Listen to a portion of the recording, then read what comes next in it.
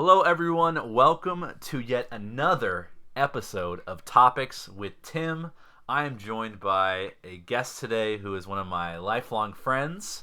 We have been through many things together, have experienced many highs and some lows. Not that many, though. Not that many. Yeah, because whenever I'm around this guy, my true personality comes out. I so probably true. laugh more than I do around anybody else. And you can't really have lows, really, when you got a friend like that. So, true. Kyle Woods. Kyle, how are you today? I'm doing great. It's Easter Sunday. He is risen. He is risen. So Amen. yeah. Amen. So it's a good day all around, essentially. We had a phenomenal day. Me and this guy went out to our local high school. Yeah. We jumped some fences. Just FYI. Oh yeah, because the whole shutdown thing with the coronavirus. Yeah. So we got on the field. And we ran some routes, took some videos. For those of you who don't know, me and this guy, we played on a flag football team for quite a few years. Yeah, 8 years, years? 7 7 or 8 seasons. Like so, yeah, the true. years, good point. Because we would have like 2 seasons a year. So and we played like 8-9 seasons together, something like that. So. So like four, about 4 years. 4 years. So and we killed it. We had 2 undefeated seasons, 3 championships total, a couple playoff appearances. So this guy's our quarterback. So this guy's got a hell of an arm. It's beautiful. We were just getting back into our old groove today, running routes, and he can throw me some bombs in the corner that I was catching. I might post a little Instagram video later of one. It was fun. It was just fun being back on the field and just like because you know that with my job I don't go out. I don't really work out or do anything like recreational anymore because my job is pretty exhausting. So to get back out there on the field was pretty fun. Yeah, it was fun. I'd do it again. I mean, that would be fun to do that again.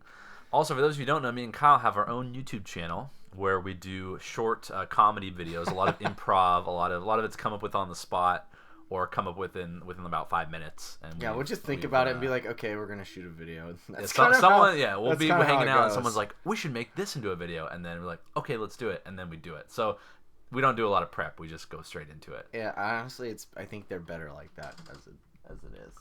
Oh, definitely. So definitely. But so Kyle, tell us. We all know that we have this whole quarantine, thing. Everyone's shut down. Are you out of work? Are you now unemployed? What's your situation? I mean, I know your situation.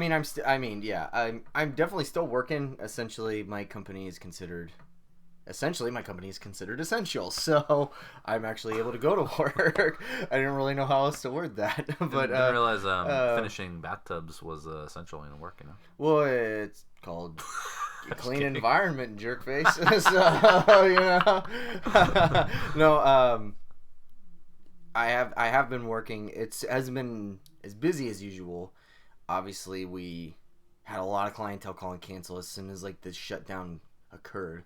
Like the day before the shutdown occurred, or no, I'm sorry, the day after. I apologize. The day after the shutdown had occurred, the phones were ringing like crazy in the office because I showed up on that day to go to my next job and found out that it got canceled. And I come in and literally every phone in there is just ringing and ringing and ringing and it won't stop. And like they're like, this so and so canceled, but luckily we're able to still work because we're able to work in vacant housing. So we're able to do work in hotel rooms or houses that are up for sale where nobody's living there, stuff like that. Or like apartment complexes where somebody just moved out and they need the tub to be refinished. We can go to work. So so I'm kind of lucky. I mean, it's not as busy as it usually is. Usually we're about 2 months out as far as work goes. Right now we're about week to week. So, but luckily we're still able to work and they're still finding jobs. So good. Hasn't been too bad, but yeah, I have been able to work and then not really do much else after work, obviously, because everything is shut down. So I just been lots of office, I assume. Oh, a ton of it. Yeah, like I mean, what's the real MVP of this quarantine? The Office. The Office. I mean, come on. Yeah. Well, if there was a Office stock, it would have skyrocketed because everyone's rewatching The Office right now. Apparently, I saw a stat that said that it's the like the #1 watched show on Netflix. I'm like, well, that doesn't surprise me even in the slightest. Like, that show's so good. Everyone's like, now's the time. I should rewatch The Office. Yeah, it's amazing. You know, like, it's a great show. And I mean, it's definitely the worst show, but anyway. Oh, okay. I don't know. This was about you. I'm kidding. I like it. I don't love it as some people do, but I like it. Yeah. That's a conversation for another day. We could debate some Office. Oh yeah. Like, I'll always, like, The Office. Well, I can always talk about The Office. So. Now one of the main reasons I had Kyle here on the pod, we typically would talk a lot of sports, but I've been talking a lot of sports lately, so we wanted to switch it up. We wanted to go with a different angle here. So Kyle, my friend Kyle here, is a very, very talented musician. No, I'm not. Wow, so humble. So humble. Look at that. Just look at already. How likable is this guy? Already just so humble. No, Kyle here has been playing guitar for how long? A little over 20 years now. 20 years. So I started when I was craft. Yeah, it was 9 when I started, like, and I'm 30, say 21 years, just over 21 years. 21 years this man has played his heart out on that little guitar of his. Multiple guitars. I have multiple guitars now. Yeah, I think I'm done buying guitars though for a while. So. No, you're not. Oh yeah, I am. I don't really. Oh, you can give me one. Give me one of your old guitars. I'll play it. You can buy it for me if you want. I'm not just gonna $10. give it away. You can go to Toys R Us and get one for $10 too, or wherever the toy store. So, yeah, I've been playing for a long time. Awesome. So, I wanted to pick your brain a little bit about being a musician. Now, obviously, getting started that early is a huge advantage. Myself personally, I've tried to pick up the piano during this whole thing, but I'm at a stage where it's taking egregiously long to get good, and so I've given up already. I couldn't hack it. I'm sorry. I think you should keep trying, but I mean, it just kind of depends on how much time you're willing to sacrifice to, like, learn it. That is, like, the main thing, because I personally know just from being super, super young, I hated guitar lessons, and I did not like them. No, because I don't like. Oh, okay. Let's backtrack. Sure. Go ahead. So before you go into that, tell me, did someone force you to play guitar? No, I wanted to play, like, really, really badly. Originally, it was because I envied my brother, because my brother, who, like, was, like, naturally gifted at the drums, I don't really think he's playing much anymore. It's a shame. Brett Woods, if you're listening to this right now, we know you're an incredibly talented drummer, and we think that you should do what we say, and that you should start playing the drums again. Because Kyle's in need of a drummer. Hey, I would take Brett back in a heartbeat, but I mean, essentially, he went to the music store with my dad. I think he was 5 or 6. And you were how old? I was 2 years old, so I was like 7, 8 years old. Okay. He came back from the music store. They gave him, like, 3 pairs of free drumsticks, a drum poster, and, like, a seat or a shirt or something like that. And I was so upset that he got all the attention over that, because it was like he literally sat down and started playing. Apparently there was like 15, 20 people, like, surrounded him, like, watching him, because it was like in the store. In the store. Whoa. In the store. So I was really jealous of that. Like, I was like, are you kidding me? Like, Brett is super talented. And I was like, well, I want to play an instrument. But I wanted to play guitar, but my mom and dad were kind of like, you don't really have any musical influences. You play sports all the time, which was true. All I did was play sports when I was that young. I never listened to music that much. So, but eventually I ended up having certain influences, and I was like, okay, well, I'd like to play guitar. I want to learn. You know, and so I went to lessons, but I hated lessons because I didn't like anybody telling me what to do. Which is a common problem, even today, right? Oh yeah, totally. Like, don't tell me what to do. But I mean, I needed that because it forced me to learn all the stuff that I needed to learn before I just focused on just telling myself I need to be really good, really, really quickly. Because you can't really do that, and that's a issue that a lot of people have when they're learning guitar. They don't want to take the time to learn anything basic. They just want to be really, really good really quickly. You can't do that with any instrument for the most part. I mean, honestly, you would have to be Mozart. It would have to be like, or Brett Woods, apparently, or Brett Woods, I'm God's sure gift to this green earth, right? But I'm sure that's happened to other people. But if it doesn't, then you have to learn you have to learn all the technical parts of it, and you have to learn where your hand movements, are supposed to go and stuff like that, or how you're supposed to adjust, and it hurt your hand. I mean, I remember about after a year, I started to really practice a lot more. How much would you practice when you first initially, and what kind of guitar was your first guitar? It was an acoustic, and I think that's the best way for everybody to start out because it's a bit more difficult to learn on an acoustic than an electric. Playing an electric guitar is super easy. It's not hard at all. So why not start with an electric? Because my teacher said it would probably be better for you to learn on an acoustic because when you transfer, it's going to be a lot easier for you to transfer instead of you just having it easy right off the get-go and then getting an acoustic guitar and then probably thinking, I'll never play an acoustic Wouldn't you think, guitar. though, if you started off on an easier instrument and someone's seeing more immediate results, that maybe they'd stick with it more? Because I mean, you don't have to fight that initial... you can do that. Some people go straight to the electric guitar, but I like the fact that I learned acoustic first because my fingers were stronger and everything. It was much more difficult to play on that. So when I did switch to an electric, I was like, this is a cakewalk. This is so easy. So I actually liked that because it was like it built the strength in my hand to make everything feel so much easier on an electric. And a lot of musicians or a lot of guitar players before shows, they'll practice on an acoustic before they pick up their electric. And it's because it kind of warms their hands up. And then when they get on stage, it's like they're flying, like it's sailing. But I mean, everybody's obviously going to go their own route, but my teacher suggested that. He's like, that's how most people start, and it usually benefits them very, very well. So just start with the acoustic. Because it's like, if I had an electric right off the bat, I probably wouldn't even care. I'd probably just want it to sound like rock and roll all the time. But the fact that I had an acoustic, it forced me to kind of just be like, okay, like, I'm focusing on just the main aspects of learning right now and basic chords and keys. I'm not focusing on being a rock star. And that probably kind of helped. So, and then I got my electric when I was like 11, I think, my first one. So tell me, when you were 9 and you were learning on the acoustic, how long for you as a 9-year-old what did it take for you to like? You hated it at first, right? When did you start to go, oh wow, I really like this? How long did it take? I really started to like it because I quit for about 6 months. Because my dad, growing up, he wanted me to be really, really good, really, really quickly. And I'm 10 years old. I'm 11 years old. I'm not gonna be great. I'm a kid, and so I actually quit for a while. I actually didn't play for quite a few months. So how long did you play initially before you quit? About a year and a half. A year and a half, okay. And then I kind consistently, every week. Yeah, it was every week. Day, I went to my lessons. I practiced my songs. So you had lessons. That's right. Oh yeah. So and then after 2 years after about a year and a half or two, something like that, I quit. I think it was about after the time when I was like, I don't really want to do this right now.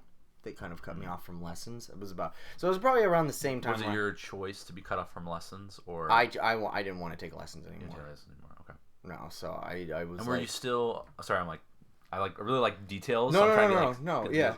Were you still learning on the acoustic during the whole year? No, I got the electric, and then I kind of gave up on it because my dad made it a chore instead of fun, and I wasn't gonna do anything that was a chore. It wasn't I go to school 5 days a week. I'm already told what to do 5 days a week. I want to come home and not have that, with at least one thing, and it wasn't fun, so I kind of stopped, but I started back up when it was like a Saturday or something, and I literally wasn't doing anything. I swear, it was like a beautiful day outside. I could have gone out and played basketball or whatever. My mom knocked on my door, came into my room, and she's like, "What are you doing?" I was like, "Nothing," Doing nothing. Yeah. So what? So what? Yeah. Essentially, and she's like, "Why don't you practice your guitar?" And I was like, "Mom, I'm not good." And she was like, okay. And so she was like, "Who cares?" Hey, She. Your mom is awesome. Yeah, no, that was the perfect thing to say. She's like, "Who cares?" She goes, "It's supposed say. to be fun. Just plug it in and just have some fun." And I said, "I don't know." She's like, "Okay, well, it's just a suggestion." And she walked out and shut the door. Oh my god, your mom is a psychological genius. And I sat there for 10 minutes, thinking, my mom's kind of right. You know, like maybe she's right. Maybe I should. And so I did. And then I really took off when I got Bad Company, who is like my favorite band of all time. First band I ever saw live. I saw the original 4 at Arco Arena, August 4th, 1999. They came out with a live album in 2002, and I wanted it. So my dad bought it for me. So this is when I still somewhat had a relationship with him, and he gave it to me. And for some reason, one day I was just listening to it in my room, and I was like, I know that chord. Ooh, and so something from your lesson sort of came back. It was like my brain like turned on a completely different switch, and I was like, I know that chord. I know that chord. I know how to play this. So I literally listened to the whole CD and tried to figure out each song. And there on that CD, I think like on the live part of the album, it was like 12 songs. So I memorized how to play the whole album. So, and that was when my brain kind of like took off. And my brain was kind of like, you can figure this out by just listening to it. That's powerful. So that really helped like a lot, because it kind of gave me confidence to kind of go, if I just listen to it enough times, I can figure it out, you know? So, and after that, I started learning how to do like play a lot of AC/DC. The leads are extremely hard sometimes with AC/DC, or some Led Zeppelin songs, not all of them, but some of them. And there's a few other bands, you know, like the Rolling Stones or the Who or whatever. But I mean, I like my ears like captured like what was going on, and it was like, I got it. I know what this is. I know how I can figure this out. So, and then after that, it took off, and then that was in junior high. That was like when I was about, I think it was 13. I love that. I just want to backtrack too for you listeners out there. Just if there's something that you want to do, it really doesn't matter if you're good at it or not. I mean, it helps to be good, you know, but if it's something that is fun, then it doesn't matter how good you are. And I felt when you said that, I got goosebumps, because I love to sing. I've always loved to sing, and I've been told flat out by people like, no, you're not a good singer. I've been told that by people like, no, you're not a good singer. We don't think you're a good singer. Who cares? And like that has affected me, but it's something I love to do. And recently, I've sort of kind of just said like, I don't care anymore. Like, I don't care. I don't need to be good at this. Mm-hmm. It just, as long as it brings me joy and brings me satisfaction, then I'm going to continue to do it. And just by doing it often enough, I probably will naturally get better, just because, you know, the more practice you have. But at the end of the day, it doesn't really matter to me anymore. I just like doing it. It's fun. So therefore, I'm going to continue to do that. So good for you. Don't let anyone else, you know, if they say, oh, you suck at this, who cares? Honestly, it doesn't matter. Maybe they won't listen to you, but someone else might.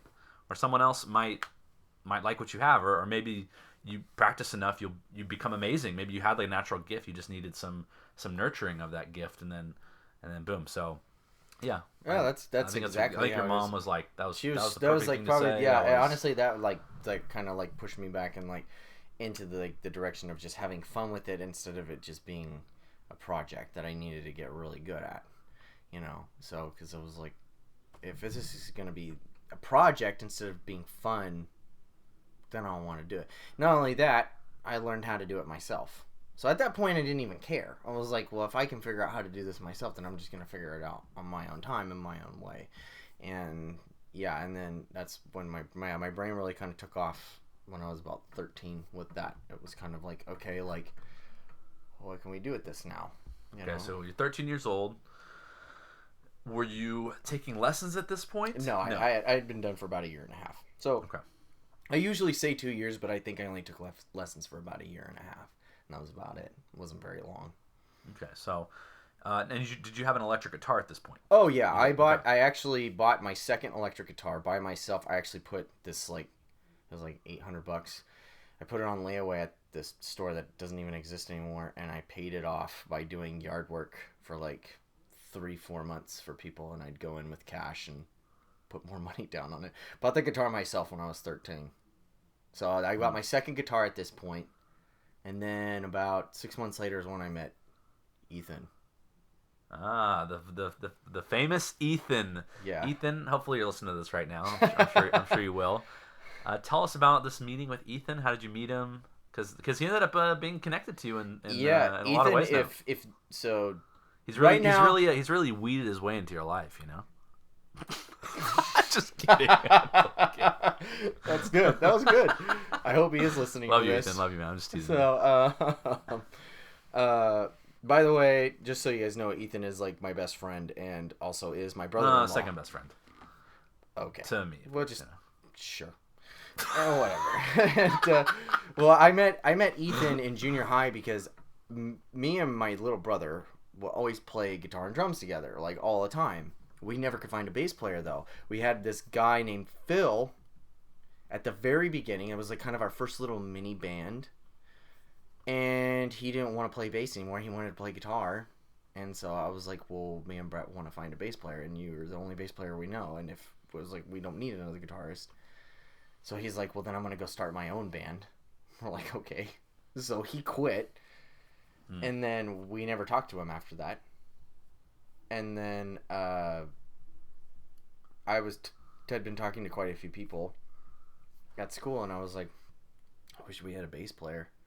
They're like, oh, this guy Ethan plays bass, you know, and I was like, Ethan, like that tall, skinny guy over there, you know, like, because Ethan was a twig in these, I mean a twig, and I'll still give him crap for it because it's hilarious.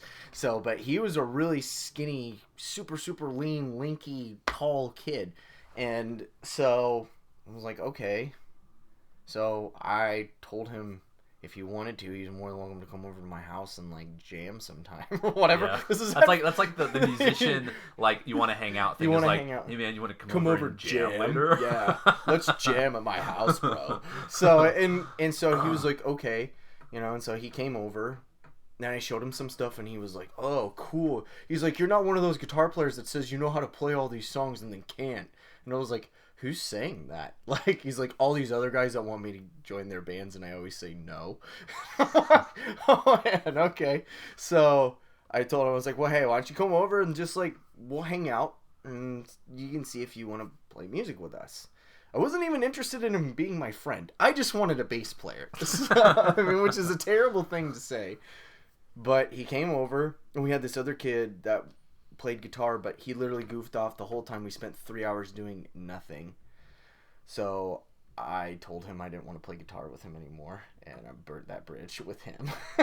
So I burnt 2 bridges already. I was just like, well, like, you gotta do what you gotta do. I gotta do what you gotta do. I mean, whether it's popular or not, you know, it was like, well, I don't really waste my time doing this. If that's what you want to do, then that's fine.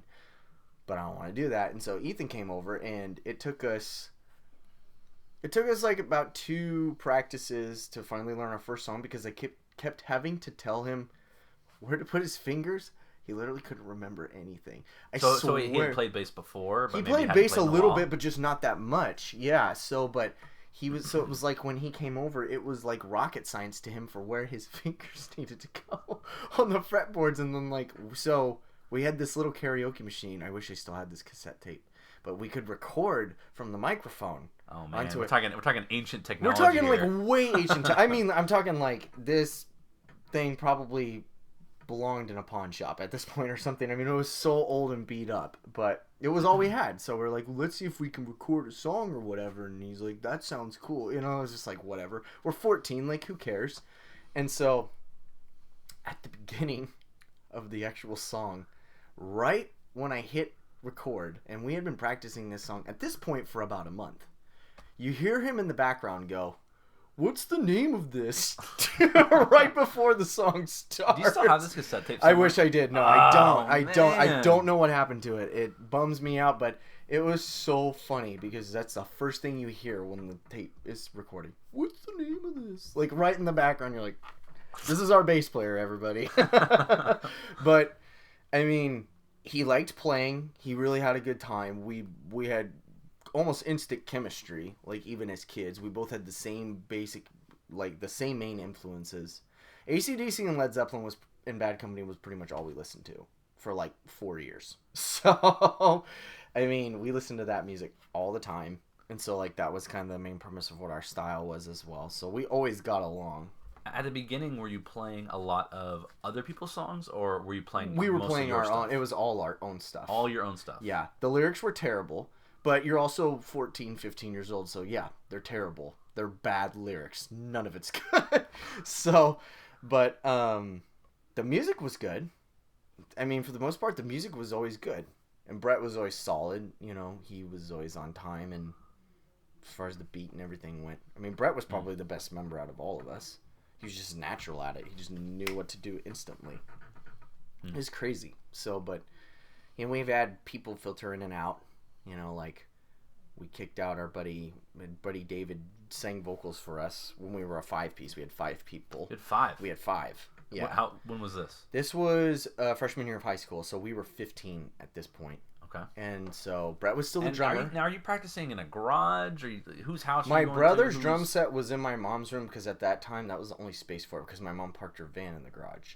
So we practiced, and she would let us go in there for like 2-3 hours, and then we in her room. In her room, but eventually, I think after about 6 months of that, she kind of got over that and was like.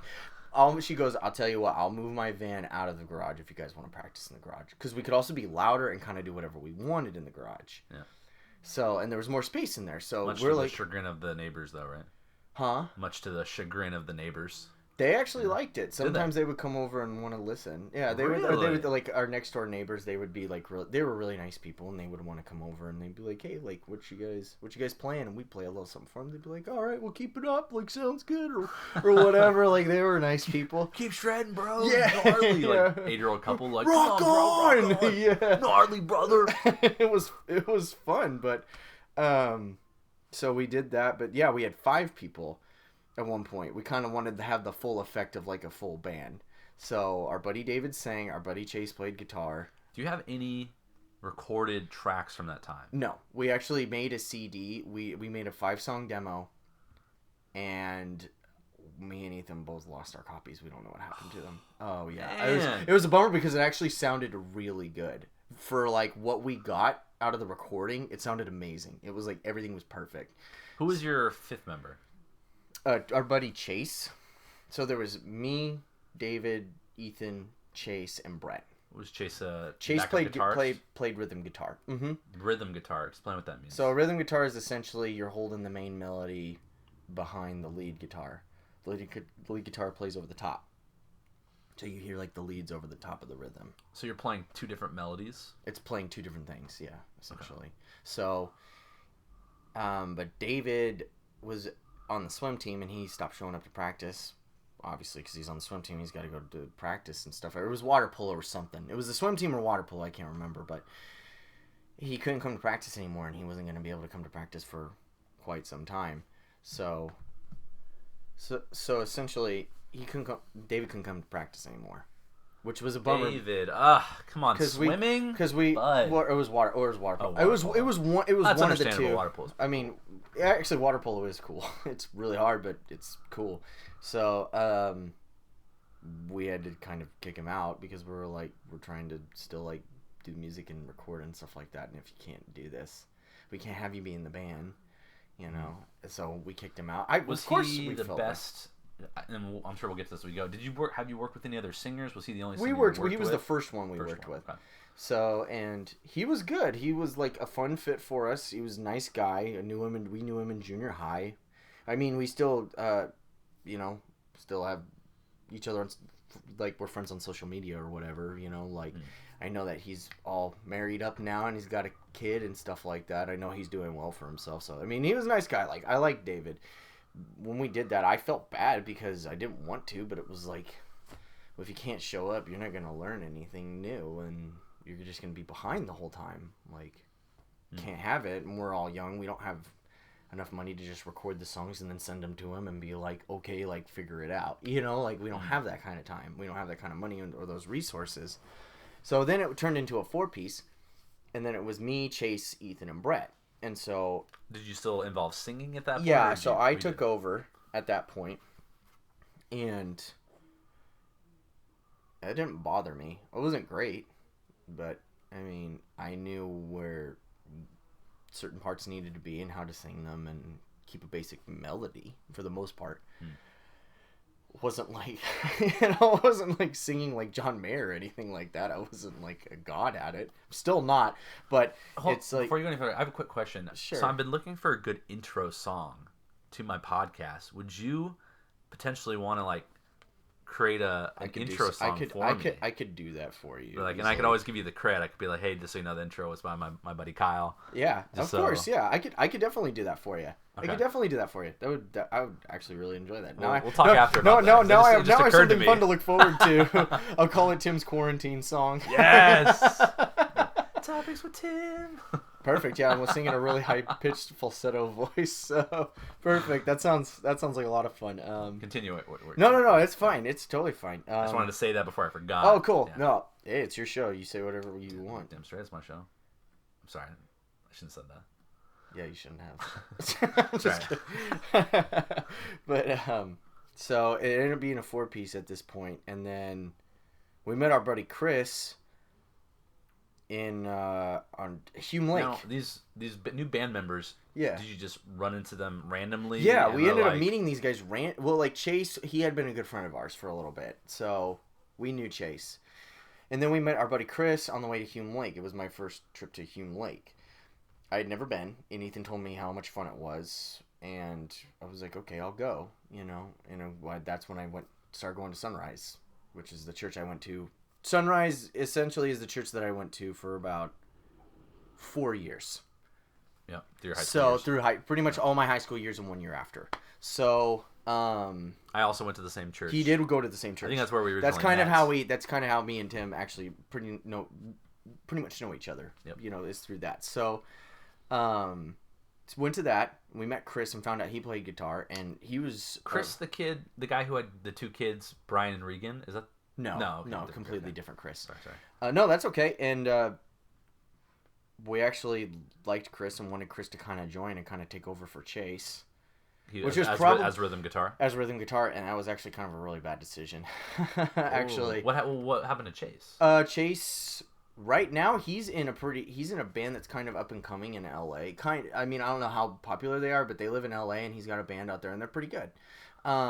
And good on him. He actually is playing bass now, but I think he still plays guitar sometimes. He's super talented, great guy. But why the switch?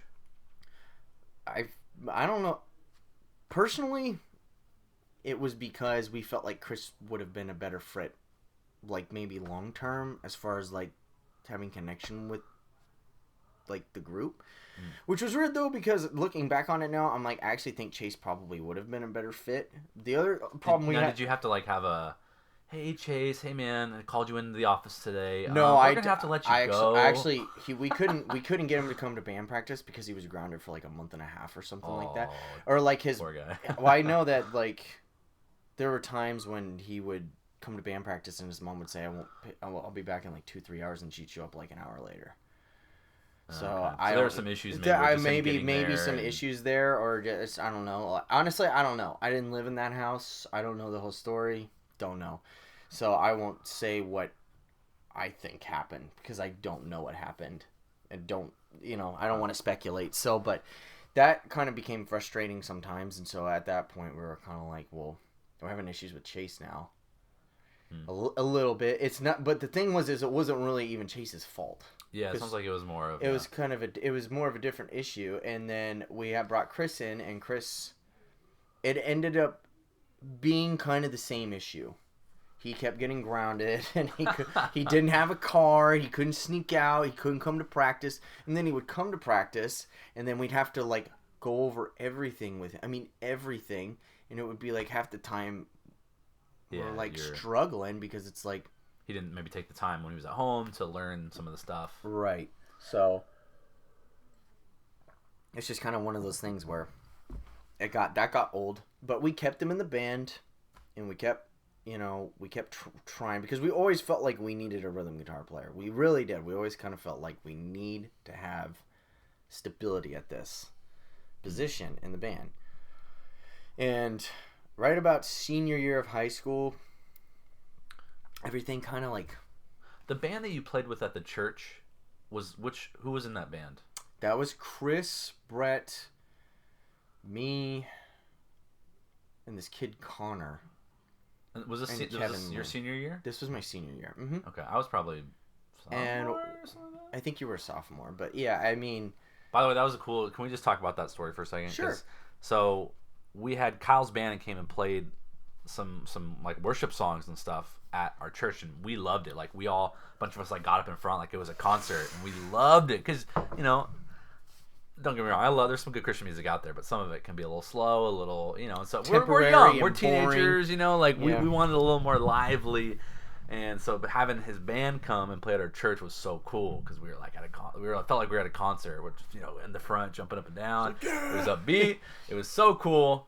That was fun. Those were awesome. Those were fun times. I really enjoyed doing that, but I always butted heads with the elders. Yeah, they were like, you guys are always too loud. It was always too loud. I was like, actually, this. And then I talked to somebody that was like a pro mixer, and he's like, dude, these speakers can kick up like twice as much right now. Was it too loud, like it was harming the speakers, or they said it was too loud and it was harming the speakers? But then like a tech guy came in and did sound for the show for Brett one day, and was like, you don't know none of you guys know what you're talking about. And they were all like, well, yeah, we do. And they're like, he's like, no, you don't. He's like, you see this? You have this connected wrong. These speakers can get twice as loud as they are now. And they were kind of like, and their response was like, well, we don't want it like that. He's like, okay, well, don't say it doesn't go to that volume, though. Because it can. And not only that, he's like, this should be a little bit louder in here. It probably can be. It probably help with a lot of things. Anyways, that's like a whole other story. But, interesting. Yeah, and then senior year, I actually didn't see a whole lot of Ethan. Ethan kind of started going off and kind of doing his own thing, and that's a long story. I won't really get into that because it's not really my business to tell that on the podcast. But we kind of drifted apart for a little bit, and then it was kind of me and Chris, and we kind of found other people to play with. Was Brett still in the band? Brett was always playing the drums, absolutely, and so. And Chris had kind of like cleaned up his act and was really practicing and was really putting forth a ton of effort. I mean, a ton of effort at this point. And then about halfway through senior year, I kind of drifted. Me and Chris kind of drifted a little bit. I don't know if we just got tired of each other or what it was, but it's possible. I don't know. I just stopped hanging out with him, honestly. And it was just kind of me and Brett, and we were kind of like, what kind of stuff did you and Brett play when it was just the two of you? Give me an inside look on a lot of rock. I mean, we kind of switched styles so many times. Like we had this almost classic rock style to like a funk rock style to like a hard rock alternative kind of style. I mean, we kind of we were kind of all over the place because we were always looking for something a bit definitive. And you're not going to have that when you're 17. You're not going to have your sound set. I don't believe you will. And I think if you do, it just means you're a pop star. Because you can play pop anytime. Like, it never changes. But I feel like if you're in a band and you're, like, trying to create, like, something really, really unique, eventually your sound is going to change. It's not going to stay the same forever. And like in one aspect of the other, like it'll change somehow. Maybe not super drastically, but it will change to the point where it's like it's noticeable. So at this point, real quick, yeah. So you did a show at our church, right? Had you guys done other shows before that? We did a few. We did a few at like a couple of like the local places in Sac. Tell me about your first ever show. That was how fun. That felt. That was so much fun. Like. Oh my god, that was a talent show at Bella Vista. And Brett he was 13. So he wasn't even in high school. He was the youngest person there playing with anybody. And we were all freshmen. All the other bands were seniors, except for one band. One was kind of mixed. One had like a sophomore. Was this like a battle of the bands? No, it was just a talent show. Okay. And they gave us 2 songs. So we're like, sweet. We got 2 songs on a bit. And it's a pretty decent sized stage in the multi-purpose room at our high school. And it's just you and Brett? No, this is the band. This is the full band. This is the full band. This was Chris. the David and Chase. Oh, okay. And this was when we were 15, and we were all like fresh, and we all still had braces, and we're all wearing band T-shirts and stuff like that. Like I had AC/DC on. Ethan had Aerosmith. Chase had Led Zeppelin. Brett had what shirt was Brett wearing? I think Brett was wearing Vote for Pedro. I'm pretty positive he was wearing Vote for Pedro from the point. That's awesome. And then I think David had like some funny Family Guy slogan shirt on. And so that was our very first show. But our first show, like we got like a half-hour set.